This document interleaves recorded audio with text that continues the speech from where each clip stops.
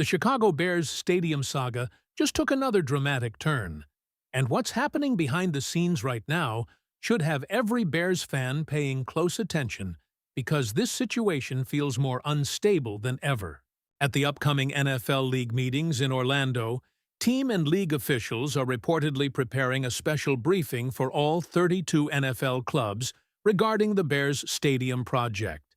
And according to multiple reports, the organization still believes there are only two realistic options left on the table: Arlington Heights or Hammond, Indiana.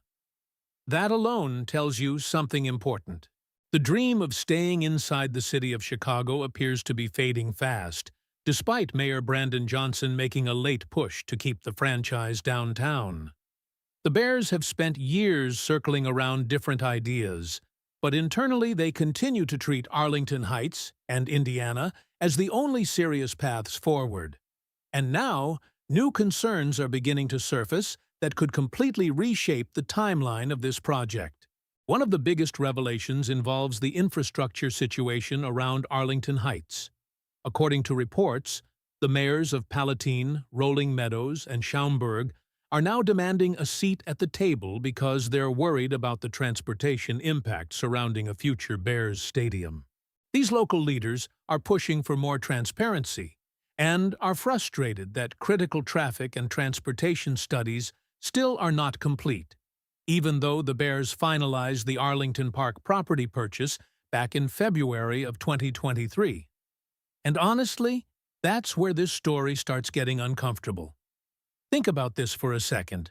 The Bears purchased a massive 326-acre property, with the expectation that it could eventually become the future home of the franchise, yet more than 3 years later, there still isn't a finalized transportation and traffic plan. That's a massive red flag because stadium projects are not just about building the structure itself. The harder part is often figuring out how tens of thousands of people will actually get there efficiently every single week. The concerns from those suburban mayors make complete sense. They're worried state officials are relying too heavily on the Bears' own assessments of what infrastructure improvements are necessary. Their argument is that the team may focus only on the immediate 1-mile radius surrounding the stadium, while the true impact could stretch 2 to 3 miles beyond the site. That means highway expansions, parking redesigns, public transportation upgrades, and entirely new traffic flow systems could all become necessary before this project can realistically move forward. And that's where Bears fans should start wondering how much longer this process can actually drag on. Because this is no longer just about picking a location. This has become a political, financial, and logistical maze involving the Bears organization, the state of Illinois, local suburbs, transportation experts, and potentially even neighboring states. The longer this drags out, the more expensive everything becomes. Construction costs continue rising. Political priorities change. Public support shifts. And eventually, patience starts running thin. That frustration is already becoming visible publicly. Mayor Brandon Johnson recently stated that he still refuses to accept the idea that the Bears cannot remain in the city of Chicago.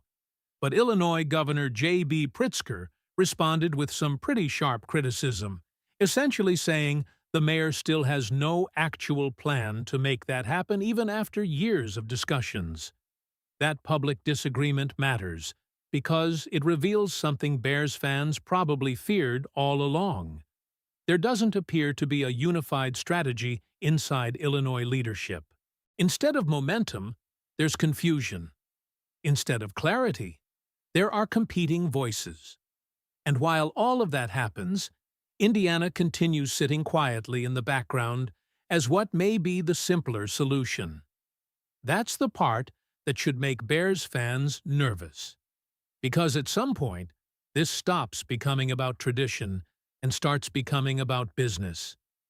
The Bears have already invested years into this process.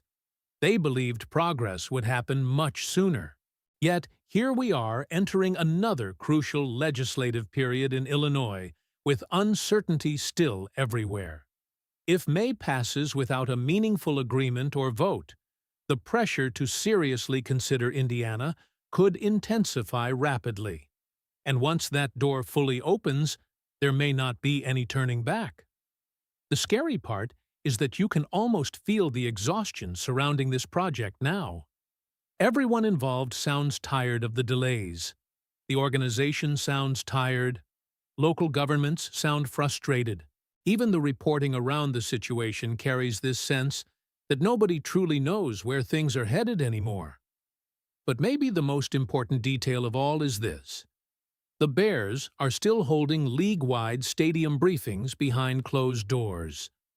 That means discussions are active. Decisions are still being shaped.